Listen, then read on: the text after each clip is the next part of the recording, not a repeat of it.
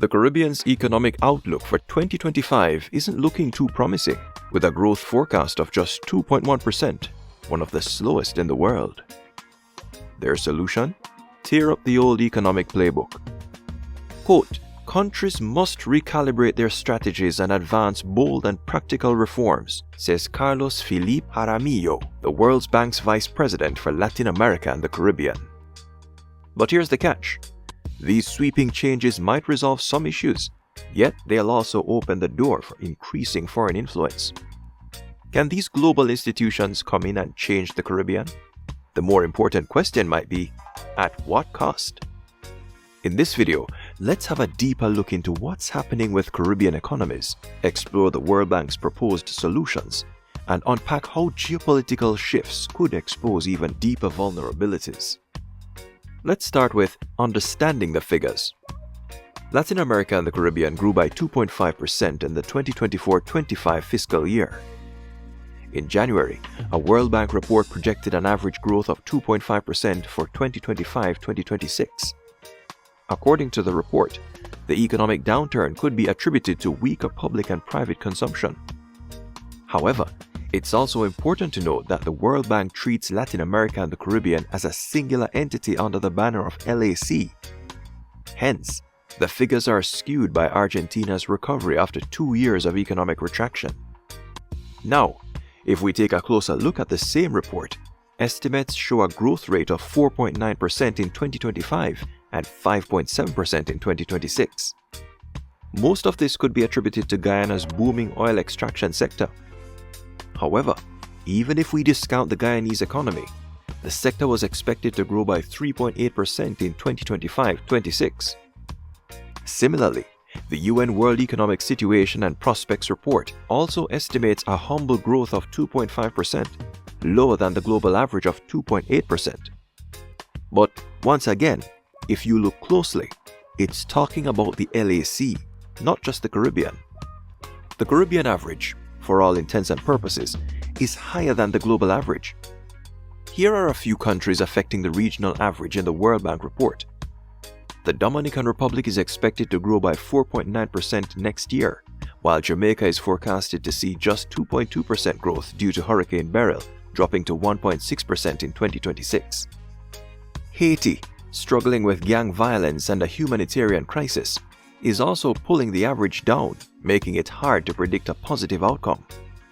Speaking of negative outcomes, the World Bank and the UN have raised several serious concerns about the Caribbean's economic future. Climate change is a big one, with shifts in ocean currents potentially triggering droughts in regions that heavily depend on agriculture.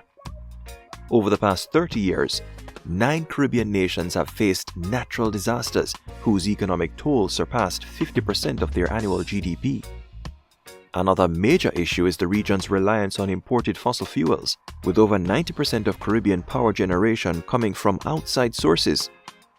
Between 2016 and 2021, this reliance cost the region around $444 million annually. Countries like Grenada, St. Lucia, and St. Vincent and the Grenadines also have some of the highest electricity tariffs in the world. Adding to the pressure are increased trade restrictions, especially since Donald Trump's administration, which has made it harder for Caribbean nations to export to the US. On top of that, rising public debt and higher interest rates have created a dangerous financial situation, with the average debt reaching nearly 68% of GDP in 2024. The UN warns that this growing debt burden, combined with rising interest payments, is draining vital resources needed for education, health, and infrastructure. While some countries like Jamaica, Grenada, and Guyana have managed to reduce their debt through fiscal discipline, the overall challenge remains daunting for many. By the way, if you're enjoying the video so far, please like it and subscribe to our channel for more amazing content. Thank you. The World Bank has outlined several proposed solutions to tackle these pressing issues in the Caribbean. One key strategy is improving disaster preparedness. A collaborative project with the Inter-American Development Bank, launched in 2023, aims to enhance the region's resilience to natural disasters, which will help protect the economy from environmental shocks. Another focus is capitalizing on green investments. Latin America and the Caribbean are among the least carbon-intensive regions globally, offering significant potential to develop solar, wind, and geothermal infrastructure, thus reducing reliance on energy imports. On the fiscal side, the World Bank also highlights the need for reliable tax policies, as countries in the region collect only about 2% of tax revenue from property taxes, far below the global average.